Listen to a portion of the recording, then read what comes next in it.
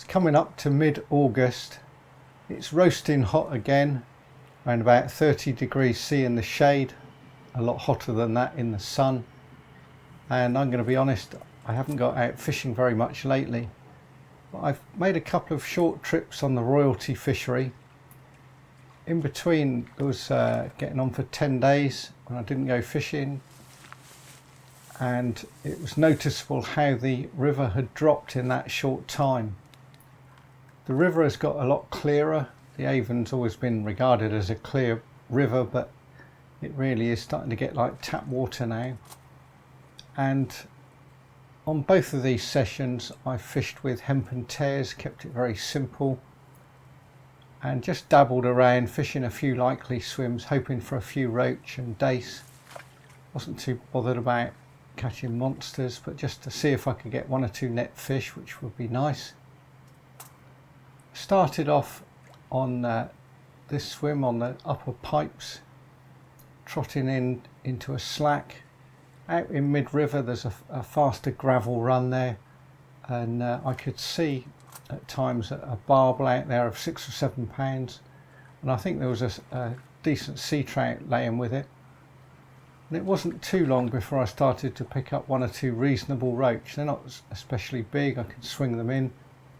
A few dace as well to go with them, but the swim seemed to peter out. I don't think there were a great deal of fish down there, so I moved on down river to just above the famous railway bridge.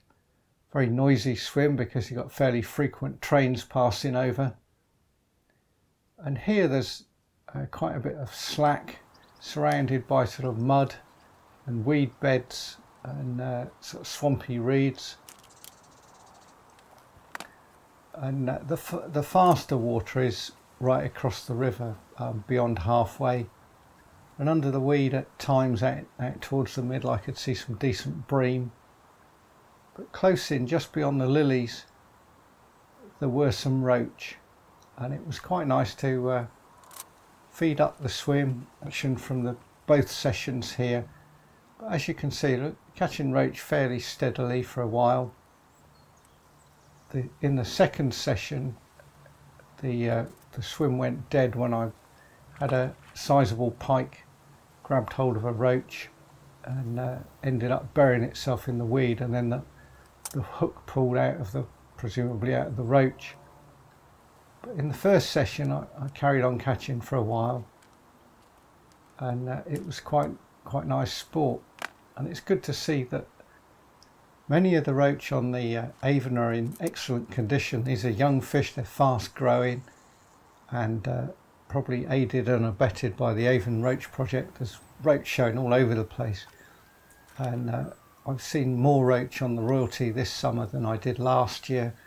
It may be the conditions, it may be that the head of roach is building up, it may have been that for whatever reason the conditions last year weren't very good and the roach were fairly scarce. I don't know, but there have been some decent roach catches on the royalty this summer, and probably elsewhere on the Avon, places like Winkton and Sopley.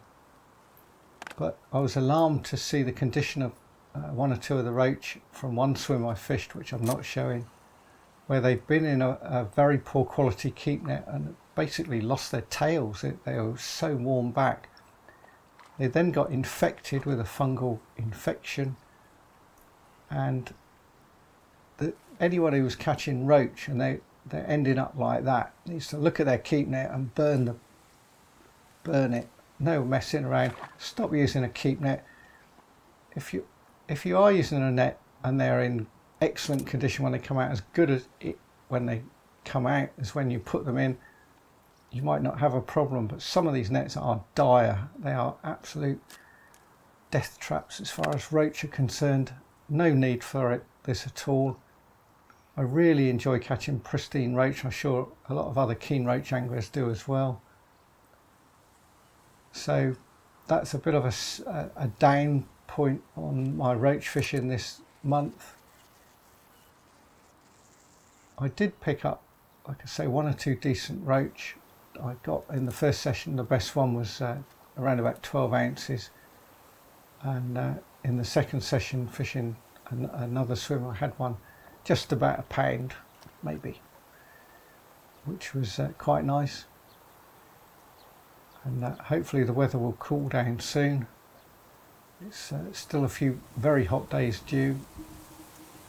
We desperately need rain, and I can't see us getting a great deal of that, although we may well get thunderstorms when the heat wave comes to an end. But sustained rain seems unlikely for the next few weeks.